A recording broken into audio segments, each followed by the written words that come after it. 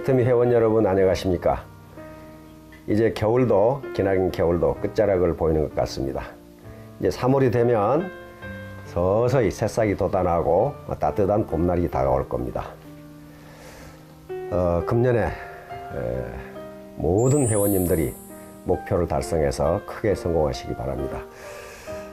오늘은 이 중요한 자연법칙 중 하나인 에너지 보존호 법칙에 대해서 말씀을 드리려고 합니다. 에너지 보존호 법칙은 다른 말로는 연력학 제1법칙이라고도 합니다.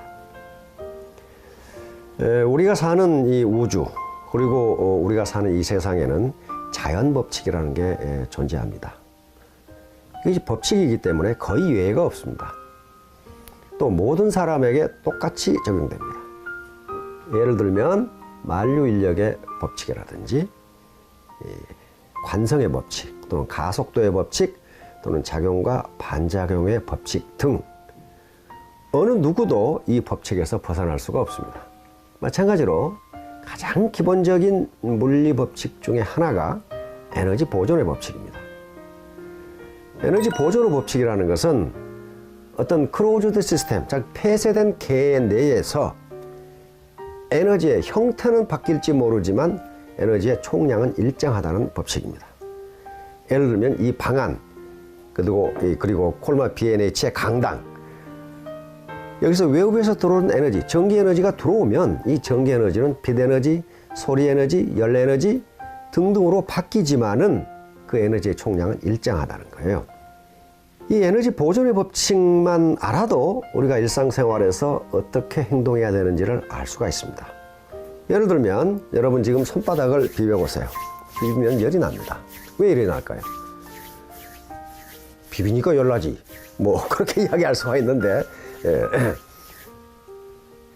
연력학 제1법칙, 즉 에너지 보존의 법칙을 가지고 설명을 하면은 손을 움직인다는, 비빈다는 이 운동 에너지가 열 에너지로 바뀐 겁니다. 이 마찰에 의해서 열 에너지로 바뀐 겁니다. 그러면 손을 비비는 이 행위, 이 운동 에너지는 어디서 나왔어요? 어디서 생성된 게 아닙니다. 우리 몸에 있는 축적된 영양 성분, 이 화학 에너지가 운동 에너지로 바뀌어 나온 겁니다. 그러니까 결국은 이 열 에너지는 우리 몸에 있는 화학 에너지가 운동 에너지를 거쳐서 열 에너지로 나온 겁니다. 그랬지 새로운 에너지가 생성된 게 아니에요. 그러니까 에너지의 형태는 다르지만 양은 똑같다는 거예요. 그런데 이 에너지 보존의 법칙이 인간 사회에도 그대로 적용된다는 겁니다. 적용된다는 거예요. 예를 들면 애터미 사업을 하면서 지금 에너지를 쏟아 넣고 있어요. 쏟아 넣고 있어. 그러면 뭔가 나타나야 되는데 안 나타나.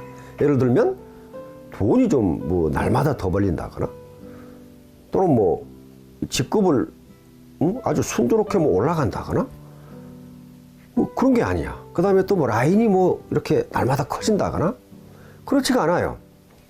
항상 사업을 하다 보면 어떤 애로사항에 부딪히게 돼요. 그러면 지금까지 투입한 에너지가 다 어디로 없어져 버렸느냐? 그렇지가 않다는 거예요. 그렇지가 않아요. 에너지 보존의 법칙에 의해서 투입한 에너지는 이유 없이 사라지지 않는다는 거예요. 그러면 왜 효과가 안 나타나느냐? 날마다 나타나야지. 자연법칙에는 또 티핑 포인트라는 게 있습니다. 임계점이라는 게 있어요. 임계점. 다시 말하면 어떤 순간에 어떤 포인트를 넘으면은 거기서 나타나는 물리 현상이 갑자기 바뀌는 포인트가 있어요. 이걸 임계점 또는 티핑 포인트라고 합니다. 예를 들면 우리가 물통에 물을 채울 때 호스로 물통에 물을 넣는다고 합시다. 그럼 바로 넘치는 게 아니에요. 이 물통에 물이 다 차고 난 다음에는 물을 넣는 대로 물이 넘치게 됩니다. 우리가 1만 시간의 법칙이라는 걸 공부했어요. 즉 어떤 분야에서 특출한 효과를 내기 위해서는, 뛰어난 효과를 내기 위해서는 적어도 1만 시간 이상의 몰입이 있어야 가능하다는 거예요. 이것은 마치 물이 100도에서 끓는데 99도까지는 끓지가 않아요. 100도라는 게 바로 임계점이고 티핑 포인트예요. 100도가 되면은 그때부터 나타나는 물리 현상은 그 전에 나타나는 물리 현상과는 전혀 달라요. 예를 들면 물은 0도에서 오는데요. 0도가 되기 전에 물이 1도에서는 액체 상태로 있지만은 0도가 되면은 0도 이하에서는 고체가 돼버려요. 전혀 다른 물리 현상이 나타나요. 이걸 예측할 수가 없어요. 따라서 지금 내가 이렇게 힘들게 밤잠을 설쳐가면서 일을 하는데도 왜 효과가 없을까? 그것은 아직 임계점 또는 티핑 포인트에 다다르지 못했다는 것을 나타냅니다. 일단 그 지점에 올라가면은 임계점을 넘게 되면은 폭발적인 물리 현상이 나타나게 됩니다. 이게 자연 법칙이에요. 그 다음에 뉴턴의 제3법칙이 작용과 반작용의 법칙이라는 게 있어요. 이것도 에너지 보존호 법칙으로 설명할 수가 있습니다. 작용이라는 것은 A와 B가 물체 A와 B가 있는 경우 A가 B에 가하는 힘을 작용이라 한다면 그 작용을 받고 B가 A에 가하는 힘을 반작용이라 합니다. 농부가 밭에 씨를 뿌려서 수확을 거두는 것도 곡물을 거두는 것도 작용과 반작용의 법칙입니다. 밭이 아무리 그대로 놓여 있어도 거기에 씨를 뿌리고 거름을 주고 가꾸지 않으면 밭은 절대로 그 반작용으로 곡물, 수확을 주지 않습니다. 그 농부가 열심히 하면 할수록, 다시 말하면 작용이 많을수록 반작용량도 커져요. 세상에 공짜는 없거든요. 마찬가지로 애터미 사업을 하면서도 내가 내 시간과 땀을 투입해서 작용이 많으면 반작용 역시 커진다는 거예요. 아무것도 안 하고 있는데 나는 아무 노력도 안 하고 작용이 없는데 반작용이 있을 수가 없어요.